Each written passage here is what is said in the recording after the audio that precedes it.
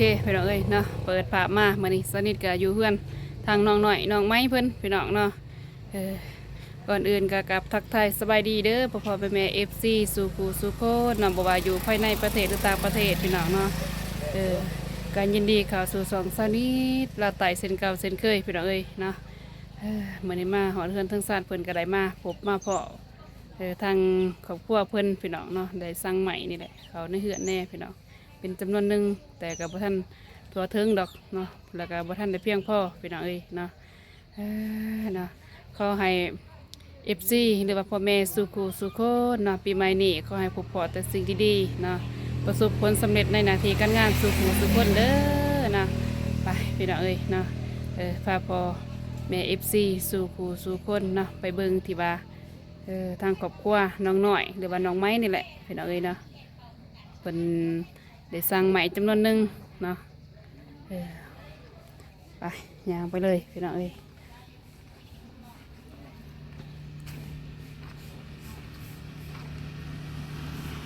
เดี๋ยวไปเบิ่งใหม่ไปเลยพี่น้องเนาะ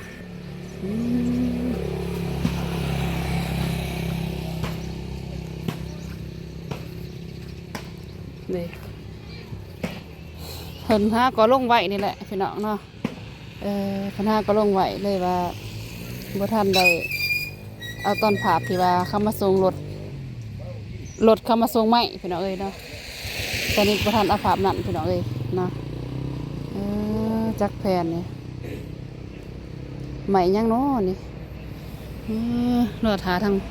พอน้องไม้เป็นยางมากก่อน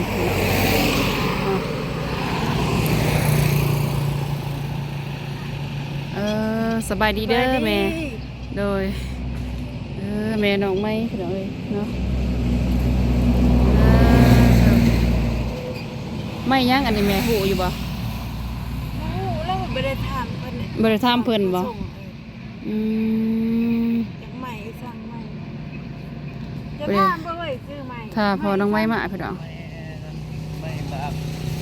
สบายดีเด้อโดยสบายดีไม่บ้าไม่บากบ่โดยไม่บากพี่น้องเห็ดแปดจะได้เป็นปูบ่หรือเป็นแอมเนี่ยเป็นปูเลยแล้วก็ชุดปันลุ่มเห็ดปันล่มบ่เสร็จปันล่มบ่ใหม่นี่ชุดปันลุ่มกับปันแอมพ่ออย่าว่าจักแพนนี่เพิ่นมาส่งเป็นแอมนี่พ่อบ่เป็นปูพ่อเลยเป็นปูนี่พ่อแล้วชุดปันลุ่มเลยเพราะว่าตัวนี้เชื่อมตัวเชียวออกกันงอกหน่อยนะช่วงออกคลองเด้โดยซื้อเพื่อซื้อเป็นปูให้เป็นปูเอาเห็ดเป็นแป้นปูเอาเนาะว่าเป็นเก่าเป็นยัง30เป็นเพิ่ม15มันเป็นตัวพ่อเพื่อมันใช้ปันลุ่มกันเพราะว่าเขาเป็นลังหน่อย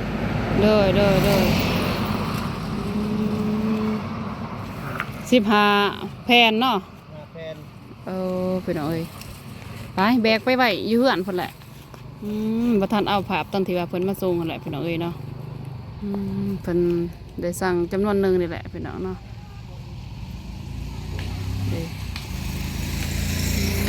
พอน้องไม้เองแบกพี่น้อง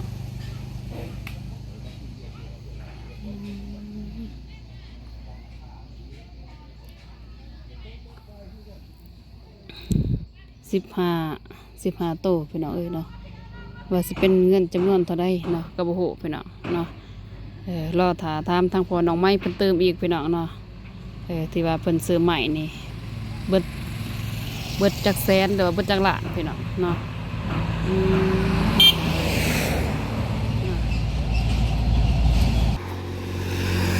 ยก3แผ่นเลยบ่เอาได้บ่ได้บ่3แผ่นนี่ลอง4บ่ลอง4อีกพันเขาช่วยเขาจะไปชื่นมอส่งเงินบ่ได้ร้านได้เขามอนั่นมันเอาอยู่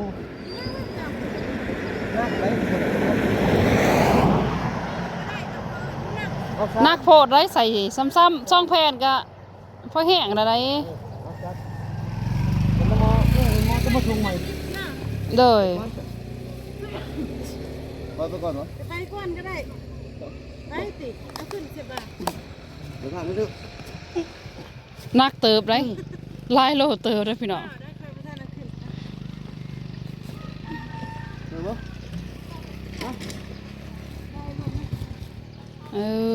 3 แผ่นพี่น้องเอ้ยไปใส่บัดเดียวเลยเนาะเพราะว่าเพิ่นก็ฟ้าวแน่พี่น้องเนาะสนิทกับบ่ทันเสียภาพตอนเพิ่นมาส่งพี่น้องเอ้ยเนาะเพราะว่าลูกค้าที่ว่าพอน้องไม้เพิ่นสั่งนี่เพิ่นฝากไปส่งใหม่ต่อพี่น้องเนาะใหม่เต็มรถเพิ่น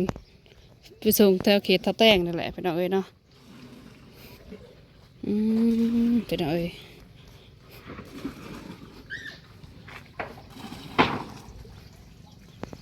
เด้เพิ่นมาเมียนไว้แป้นเก่าเฮาอยู่ไสสัตว์ มันได้เป็นเก่า ตัวใด นั่น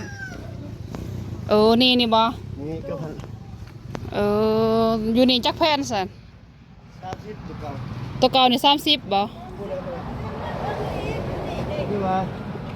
ซ่องบอลเลยบ่ทังพอดีบ่ ห้องไงนะตัวเก่าผู้ใดก็ห้องไง โอ้ ทำไมเนี่ยใช่ว่าห้องมอกออกนี้ โดยโดย นี้ โดย เป็นตันลุ่มก่อน ใช่ โดยโดย นะเอาเว้ยมัน ดีใจเลย FC เพิ่นคือให้ นักบ่นักแล้ว3แผ่นเพิ่นคอยได้ เต้ใหม่ แต่สนิทยังแบกบ่ได้พี่น้องเอ้ยสนิทก็อยากซอยเพิ่นอยู่หักแบกบ่ได้เนาะนักพี่น้อง โอ้ยลูกดีใจ FC เพิ่น โดยสนิทจม คือให้ จมน้ำเพิ่นบ่ได้พี่น้องเอ้ย ช่วย โดยยังอีกจักแผ่นนี่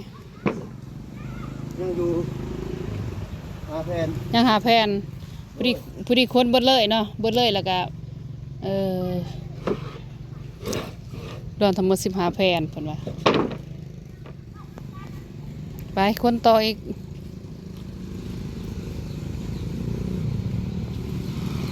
ทั้งเดือดพัดเกณฑ์เอาเกณฑ์ให้ครับทั้งหมด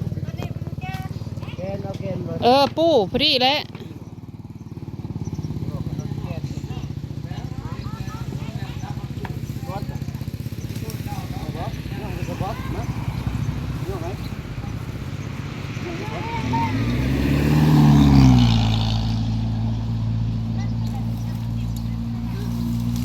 สมซองแผ่นติ อ๋อยังเจอหนึ่งว่าคุณแฟนด้วย เพิ่นเฝ้าให้มันแล้วพี่น้องเอ้ยเนาะซอยกันผู้ละ3แผ่น กันไหนมันแห้งกันไหนหนึ่งจิต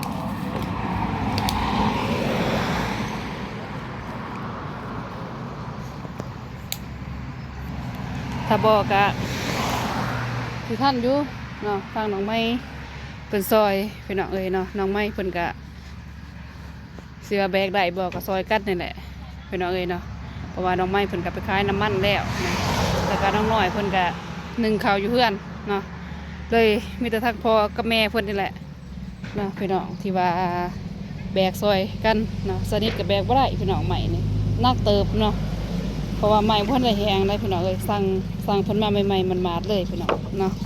เด้อันนี้ที่ว่าแบบอันเพิ่นที่ว่าเพิ่นสร้างไว้นั่นแหละแต่ดนเลยพี่น้องเอ้ยเนาะกับไม้แป้นตัวนี้แต่ว่าเนาะแม่นบ่สิปูค่ะ อันนั้นปันลม ปันล่มว่าแบบนี้พ่ออยู่ว่าปันล่มซ้ำนี่ มันบ่พอข้างล่างมันจึงซื้อเพิ่มเด้ เออ กระทึกเขากระตอกย่อจ่ายไปแตก เออ ถูกไปเอาย่อใส่ย่อก็ย่อเลือด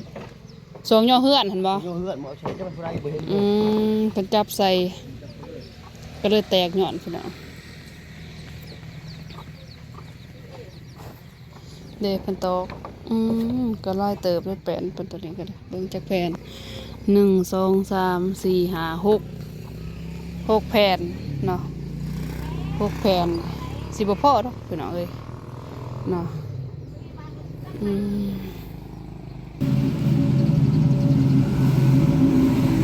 แบกกันยังไงซอยกันพี่น้องเอ้ยนะ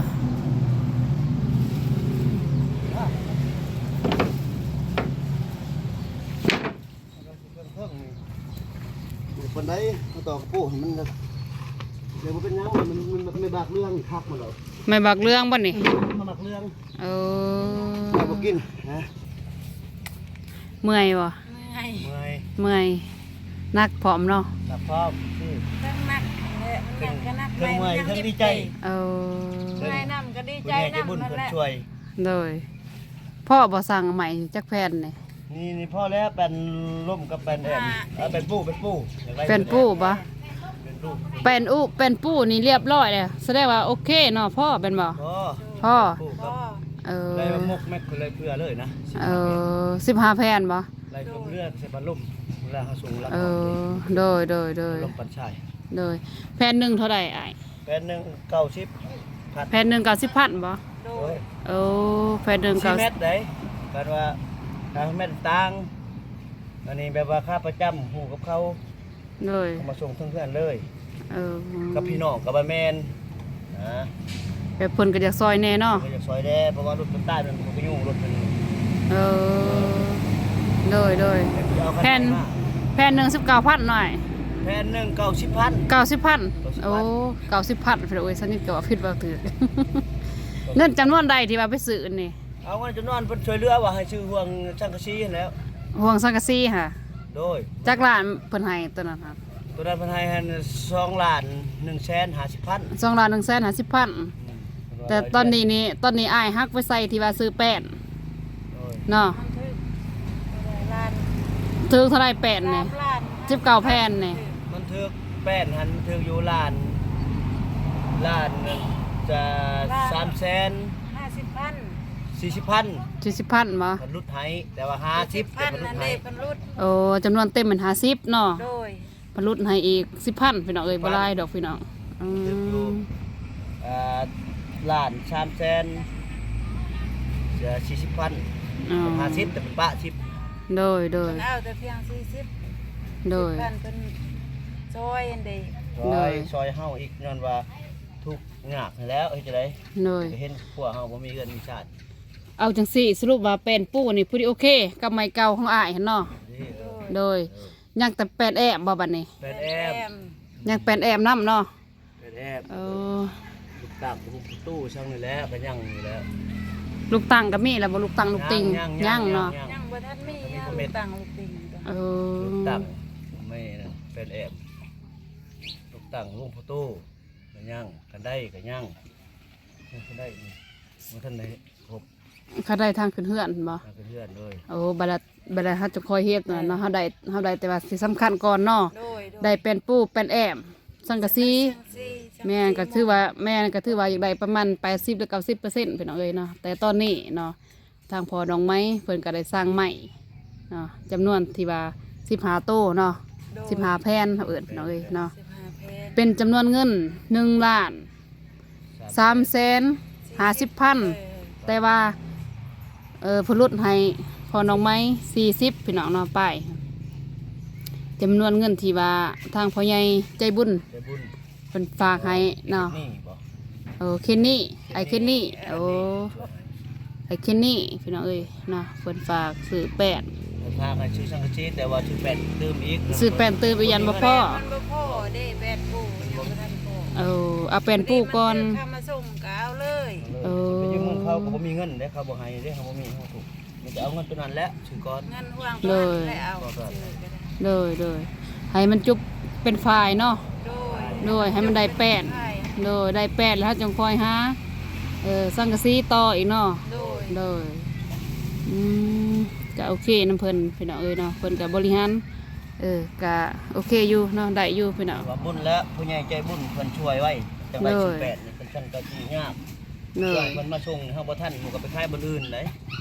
อันนี้แบบว่าเพิ่นมาส่งเอาเลยมีโอกาสเนาะ เลย ก็เลยร่วมนํเพิ่นเอาเลย เลย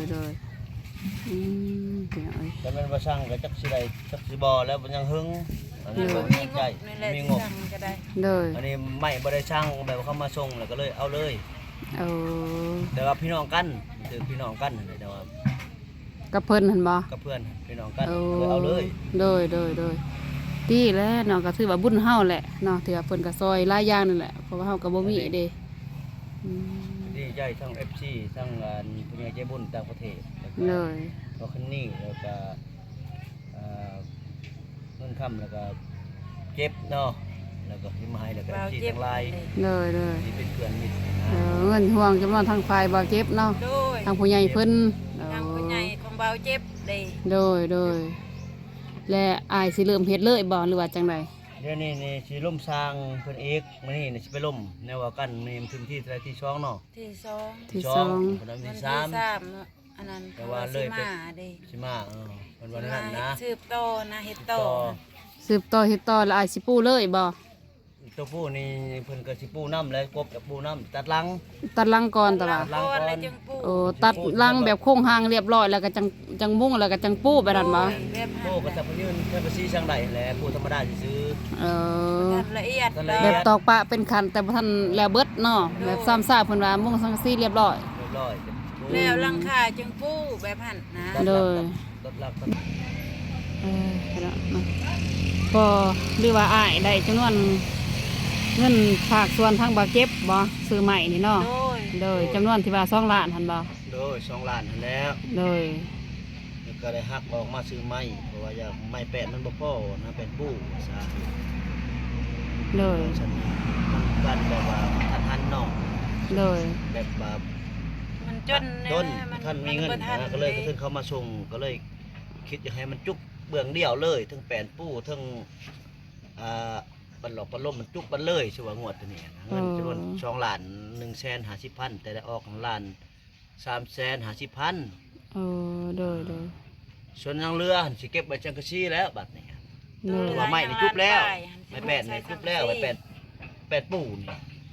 ก็ เป็ด ล่ม ปูแสดงว่าจุ๊บเนาะ จุบถึงเป็นเก่าถึงชื่อไม้นี่15แผ่น โดย เอาเงินโตบ่าวเจ็บช่วยผู้ใหญ่ใจบุญ โดย ผู้ใหญ่ทั้งเบาเจ็บ ผู้ใหญ่ทำบ่าวเจ็บนะผู้ใหญ่ โดย กันนี่ช่วยเงิน โอเคพี่น้องเอ้ยเนาะเพิ่นก็ได้สร้างใหม่ซื้อใหม่มาเป็นทีเรียบร้อยทางครอบครัวพอน้องไม้พี่น้องเนาะจำนวนที่ว่าแป้นบ่ทันฟ้อเนาะคลิปก่อนเพิ่นก็ได้เบาแล้วเนาะนำทางเบาเจ็บเนาะย่างอีกประมาณ15แผ่นแป้นปูเพิ่นว่าพี่น้องเอ้ยเนาะเพิ่นเลยสั่งมาเลยมื้อนี้พี่น้องเนาะเพราะว่าเบื้องต้นเนาะสนิทกะเพิ่นสั่งไม้มาเนาะสนิทก็มาบ่ทันพี่น้องเนาะเพิ่นเอาไม้ลงมาแต่รถหั่นเนาะสนิทก็มาบ่ทันพี่น้องเอ้ยเนาะเลยมาพอตอนที่ว่าไม้เพิ่นนำลงมาเรียบร้อยเนาะซื้อหมดนั่นนี่ก็เป็นจำนวนที่ว่า2ละอะเงินเป็นจำนวน2ล้านเนาะ2ล้านแล้วเพิ่นซื้อแป้นนี่พอดีถึกอยู่แผ่นหนึ่ง90,000พี่น้องเนาะแผ่นหนึ่ง90,000พอดีมันถึกอยู่1,350,000เนาะแต่ว่าเพิ่นลดให้ทางพอน้องไม้ไปน้อยนึงพี่น้องเอ้ยเนาะ40,000เนาะจำนวนเงินที่ว่าสำนั้นพี่น้องเนาะก็สิประมาณนั้นแต่ตอนนี้นี่ยังเหลืออีกประมาณจักล้านเงินที่ว่าเพิ่นให้ฮะ ยังเหลือบ่หลายยังเหลือ800,000 ยังเหลืออีก800,000บ่ 2ล้าน150,000ตัวห่วงซื้อ เงินงวดสังกะสีของนั่นพ่อใหญ่ของข้าบ่นั่นเบาเจ็บเป็นอันนั้นซอยให้ โอ้เลยทั้งอ้ายนี่ทั้งอ้ายทั้งเอื้อนี่ไปซื้อแป้นมาก่อนเนาะ โดย เพราะว่าทางนี้ก็จำเป็นเนาะเพิ่นก็เลยซื้อมาไว้ก่อนพี่น้องเพราะว่าจังเพิ่นจังว่าให้เป็นแบบเป็นแล้วเป็นไฟล์นะพี่น้องเอ้ยเนาะเพิ่นจะให้แบบว่าห่วงที่ว่าไม่แป้นเนี่ยให้ครบเบิดเนาะเพิ่นจะได้แบบนั้นเพิ่นไล่แบบนั้นพี่น้องเนาะแต่ว่าสังกะสีนี่เงินที่ว่าในจำนวนที่ว่ายังเหลือเพิ่นซื้อไม้นี่นะเพิ่นสิเก็บฮิปโฮมซื้อสังกะสีต่อเนาะ โดย โดยถ้าว่าแบบว่ามีที่ว่าแบบว่าพอแม่ FC เนาะเพิ่นอีต้นเนาะทั้งแต่ละว่าทีมงานนี่แหละพี่น้องเอ้ยเนาะเพิ่นก็สิได้ดำเนินซื้อสังกะสีต่อเนาะย่างทอ800,000นั่นบอกเงิน โด ค่ะ ย เออ ยังเหลือ800,000 โดยอาจสิซื้อสังกะสีต่อก็บ่พอติเนาะ บ่พอ โดยให้ทั้งเอื้อยทั้งอ้ายเก็บไว้ก่อนเด้อ สิโฮมเมียนไว้ โดยโฮมไว้เงิน เมื่อใดก็เมื่อนั้นนั่นแหละสิอันนั้น โดย พ่อแรกก็จะพาพวก FC นะไปเบิ่งน้ำกันไปซื้อนะ โดยโดย ไปเฮานี่ก็ย้อนว่าไม่มันคือคล้ายๆเครื่องอันอยู่ในห้านมันมีเลยเป็นจังซี่ โดย ตัวนี้นี่มันคันเข้าบ่เรื่อยมันมือใหม่บ่มีในประเทศลาวเฮาก็ยากๆนะคันเขาเอามาเป็นช่วงมันมีโอกาสเนาะก็เลยมีห่วงตัวนี้นะ ก็เลยซื้อเลย ซื้อเลย โอ้โดยโดย เราบ่อยู่เฮ็ด โดยบ่เป็นหยัง ทางอันนั้นเบาเจ็บผู้อันแหละเดี๋ยวนี้ เออ โดยแม่นมีแต่ว่า เจ๊บุญนำ โดยมีแต่บอกทั้งเพิ่นนำแน่เนาะแล้วก็มื้อนี้ก็สนิทกับบังเอิญแหละพี่น้องเอ้ยเนาะมาเพาะเพิ่นนี่แหละเลยเพิ่นสั่งใหม่มาพี่น้องเอ้ยเนาะพี่น้อง บ่เข้าใจ มีอยู่บ่บินค่ะ บ่มี บ่มีบ่ ท่านมี สั่งใหม่นี่เพิ่นบ่ได้เฮ็ดบินให้บ่ บ่ โอ้บ่มีบินอีกพี่น้องเอ้ยเนาะมีแต่ว่ามื้อหน้าหันถ้าว่า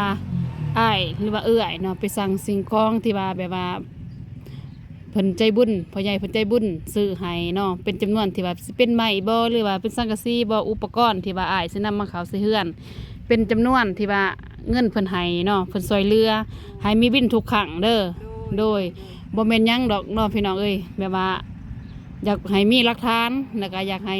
ฮู้ไปนํกันนี่แหละพี่น้องเนาะเป็นจำนวนเท่าใดนะที่ว่าสิว่าเอื้อยอ้ายแบบว่าสิไปกินไปอิหยังเกินก็บ่ดอกก็บ่หมายความว่าแบบนั้นนะแต่ทุกครั้งเวลาเฮาสั่งเครื่องมาต้องให้มีบิน โดย เพราะว่าทางให้ทางแบบว่าพ่อแม่ FC หรือว่าเพิ่นผู้มีพระคุณซอยเฮานั่นแหละก็อยากให้เพิ่นนำฮู้แม่นแต่ว่าเป็นลายลักษณ์อักษรหั้นนะอยากให้เพิ่นเห็นนำเฮาโดยมีแต่มื้อหน้าคันสั่งซื้อแบบว่าประเภทสังกะสีหยังก็แล้วแต่เนาะก็สิประมาณนี้เด้อต้องให้มีบินข้างแน่เด้อ โดย โดยมีแต่ว่าครั้งนี้นี่ก็บ่เป็นหยังพี่น้องเอ้ยนะของเพิ่นก็ฝากแน่เพิ่นว่าหน่อไม้นี่เพื่อว่าสิได้มาพี่น้องเอ้ยเนาะไปสั่งเขาก็ยาก เพื่อเขาสิเลื่อยให้แต่พูดแต่พาก็เลยเจอเนาะเจอแล้วก็พอน้องไม้เพิ่นก็ซื้อไว้เลยพี่น้องเอ้ยเนาะก็ถือว่าโอเคเติบพี่น้องเนาะเพิ่นก็มีพริกไว้พริกนี่แหละเนาะในการที่ว่าย้อนจิตใจอยากแล้วนี่แหละพี่น้องเอ้ยเนาะย้อนว่าอยากแล้วไว้นี่แหละพอได้อยู่เนาะโดยเพราะว่าเฮือนที่ว่าเพิ่นอยู่เดี๋ยวนี้ก็คือเฮ็ดนํกันนั่นแหละพี่น้องเนาะอยู่ก็แออัดยากนั่นแหละพี่น้องเนาะมีแต่ว่าแนวนั้นเด้อทางอ้ายทางเอื้อยเด้อ โดยถ้าว่าเฮาซื้อหยังก็ให้มีบินให้เพิ่นเฮาฮู้นำแล้วก็แจ้งทาง FC เฮาฮู้นำเด้อโดยโซพี่น้องโอเคพี่น้องเนาะสนิทก็มาทาง